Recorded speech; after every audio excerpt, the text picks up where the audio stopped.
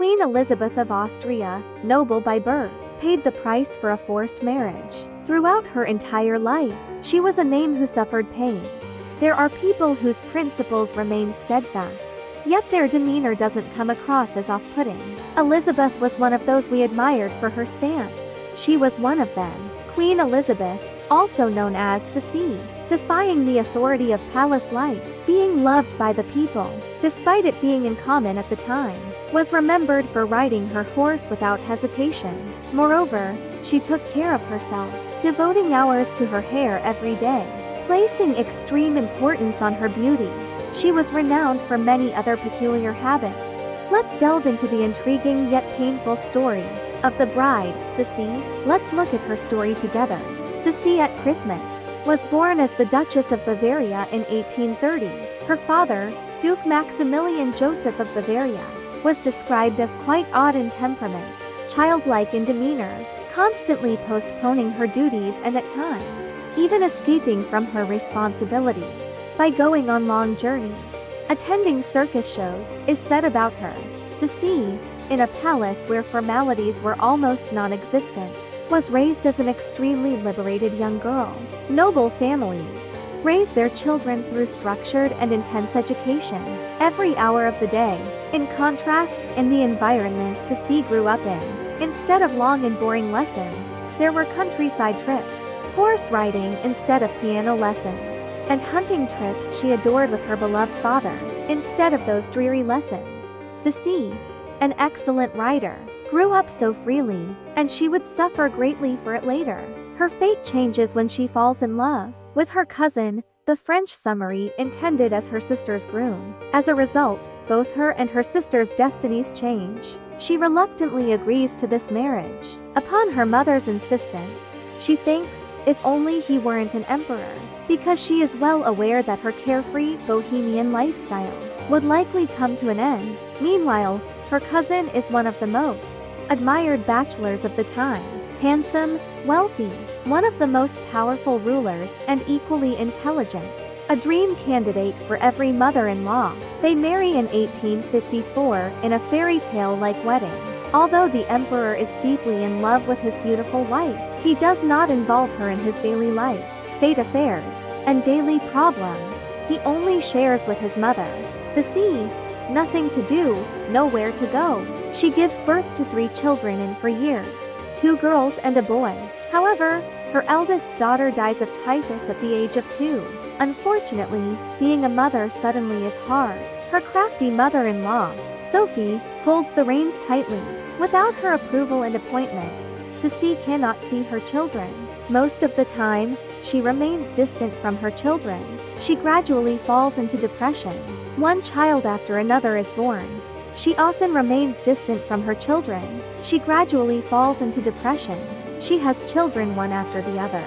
But as time goes on, her conflicts with her husband and mother-in-law begin to affect her life. The Empress, who never quite fits into palace life, also despises ceremonies. Her libertarian thoughts don't sit well with the royal family. Yet, she doesn't give up her behaviors. As the years pass, her obsession with beauty reaches an illness level, focused on her beauty and appearance, spending her entire day. Despite being one of the most beautiful women of her time, she is not at peace with herself, standing at 1.7 meters tall and weighing only 46 kilos.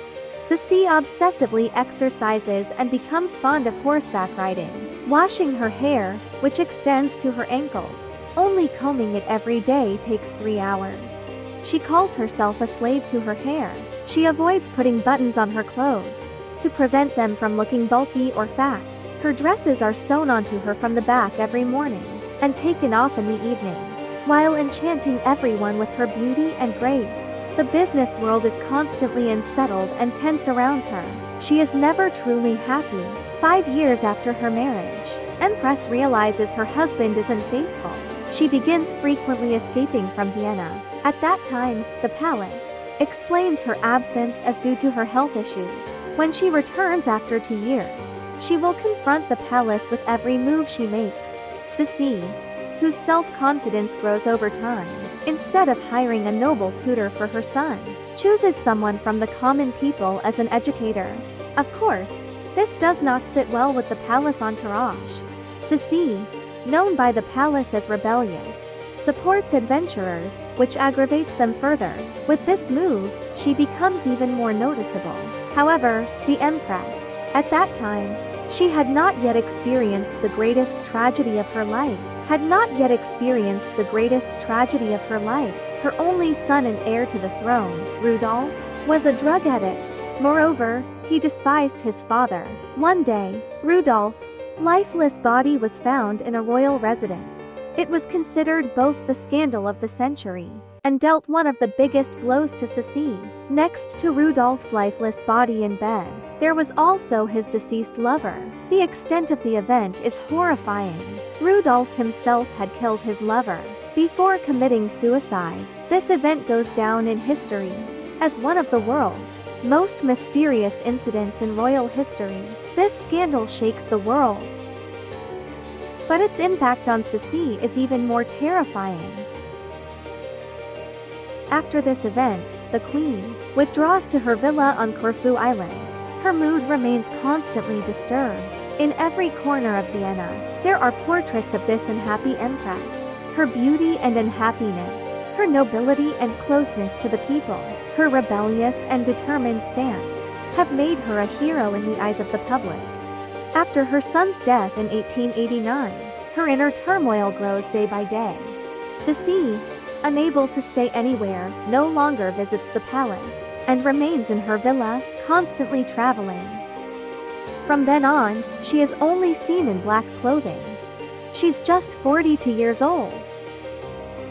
She begins to hide her slowly fading beauty behind black tulle veils and fans. That's why there are no official portraits of her in her old age. It's around this time that her life will unexpectedly come to an end.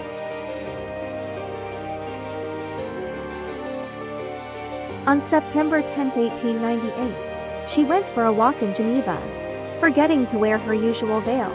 Sisi had forgotten to use the veil that day. Anarchist Luigi Lucchini was present in Geneva for such an assassination. His real aim was to assassinate Henry Flibe, who claimed rights to the French throne, but at that moment, Henry hadn't arrived in the city yet.